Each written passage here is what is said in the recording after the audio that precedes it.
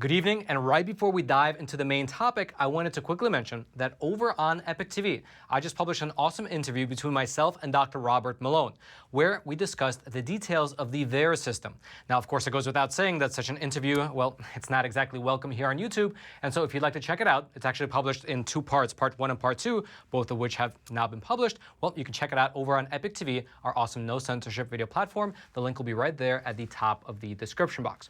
And now, let's dive into our main topic for today, which has to do with this right here, the CDC, the Centers for Disease Control and Prevention.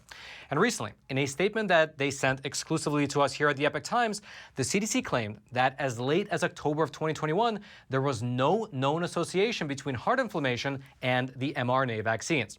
Now, let me back up for a quick moment and set up the stage for you properly. Last month, we here at the Epic Times submitted a Freedom of Information request to a specific team over at the CDC. The team that we targeted our request to was the CDC's Agency for Toxic Substances and Disease Registry, also known as the ATSDR. This is the sub-agency within the CDC that's responsible for analyzing the vaccine adverse reaction data. And so, since we wanted to know specifically about heart inflammation, we sent our request to this sub-agency.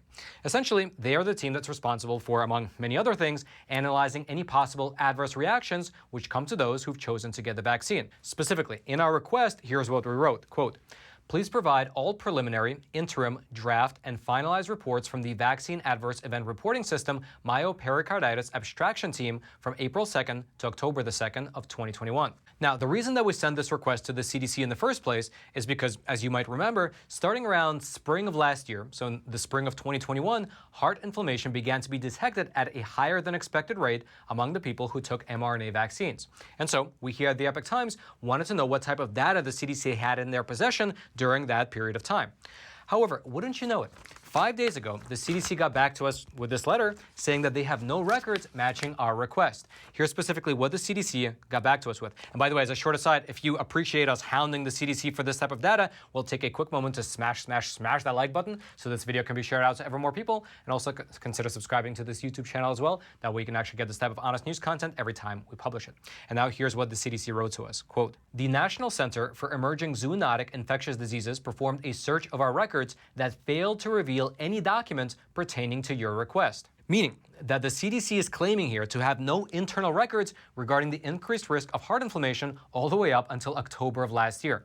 However, frankly, it gets even more wild, because within this response letter, they actually continue by saying that the reason that they have no abstractions and no internal reports is because the link between myocarditis and vaccination was unknown at the time. Here's specifically what the CDC's letter goes on to say, quote, "During the period specified, meaning from April to October of last year, no abstractions were performed for myocarditis. An association between myocarditis and mRNA COVID-19 vaccination was not known at that time.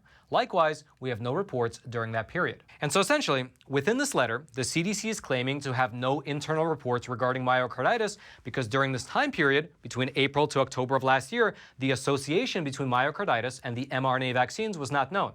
Now, that of course makes sense, except for the fact that it's not true. Because you see, the first reports of heart inflammation were first made public all the way back in April of last year by both the US military as well as by Israeli authorities. Then, a month later, in May of last year, the CDC announced that they were investigating cases of heart inflammation in vaccinated teenagers as well as in vaccinated young adults. Then, 1 month later, in June of last year, when there were already close to 800 reports of heart inflammation within the VAERS system, researchers with the CDC, they were saying that the available data, quote, "suggest an association with immunization."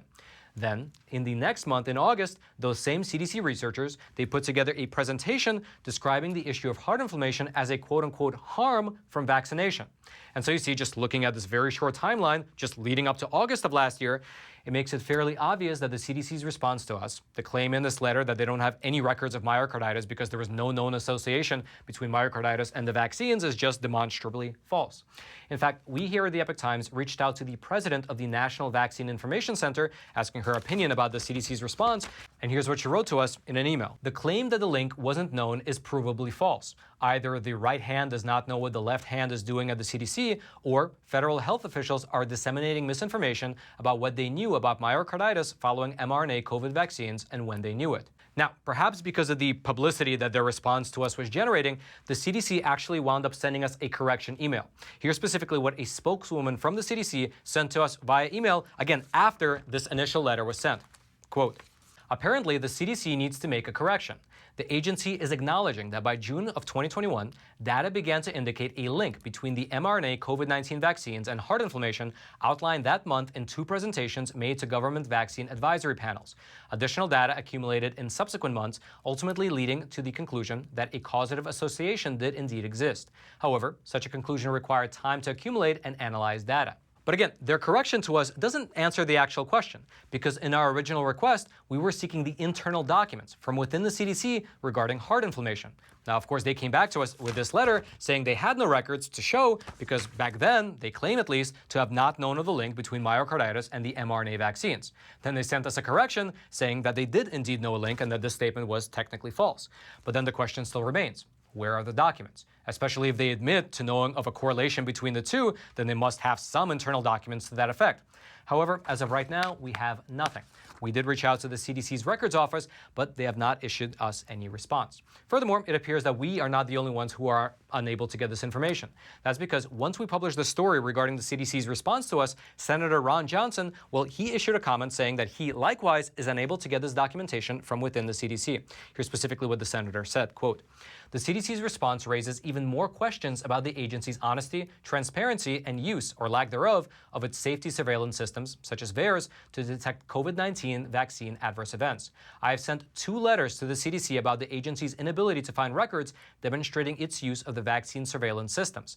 To date, the CDC has failed to respond to my letters. And so, the quest for transparency continues. If you'd like to read any of the documents that we discussed thus far in today's episodes, including this letter right here, well, I'll throw the links to the PDF versions down into the description box below this video for you to check out. And all I ask in return is that if you haven't already, take a quick moment to smash that like button so this video can be shared out to ever more people. And also, if you haven't already, consider subscribing to this channel as well. That way we can get this type of honest news content delivered directly into your YouTube feed every time we publish it. And now, let me show you this beautiful coin right here. This right here is an American Walking Liberty 1-ounce gold coin. And typically, I order at least one of these from our sponsor, American Hartford Gold, every single month. The reason I do so is because, as you likely know, the inflation rate in this country is the highest that has been in, the last 40 years now. Everything like the price of food, the price of housing, the price of gas is absolutely going through the roof. And in fact, market experts like the CEO of JP Morgan Chase, he's not only predicting a recession, but he's even using words like unprecedented economic hurricane. And so listen, I absolutely do not give you any financial advice, but I would recommend that you do what I do, which is pick up the phone and call American Hartford Gold. Their super friendly staff can help you diversify your portfolio by either getting physical gold and physical silver delivered directly to your doorstep like I do, or deposited directly into your IRA and your 401k accounts. They make the entire process super simple. And actually, besides me, they have an A+ rating with the Better Business Bureau with quite literally thousands of satisfied clients around the country. And best of all, to our viewers, to the viewers of Facts Matter, they are currently throwing in $2,500 worth of free silver on your first qualifying order. So giving them a call is an absolute no-brainer. So pick up the phone and call 866-242-2352. That's 866-242-2352. Or text Roman to 65532. Their link will also be down in the description box below. And now let's head on back to the studio. And lastly, as I mentioned at the beginning of today's episode, just over the weekend, I had the great opportunity to sit down and interview Dr. Robert Malone. Now, the interview was phenomenal. We discussed many, many topics, including how the VAERS system actually works behind the scenes and some of the, let's say, shortfalls that are contained within it. Now, unfortunately, that interview is not welcome here on YouTube because, among other reasons, Dr. Robert Malone is one of the most censored men on the planet. And so if you'd like to check out that interview, you can do so over on Epic TV. The link will be right there at the very top of the description box. Epic TV is, of course, our awesome no censorship video platform where, besides this interview with Dr. Robert Malone, I publish between 2 to 3 exclusive episodes that you will not find here on YouTube. And so check it out. It'll be right there at the top of the description box. And then until next time, I'm your host, Roman from the Epic Times. Stay informed. And most importantly, stay free.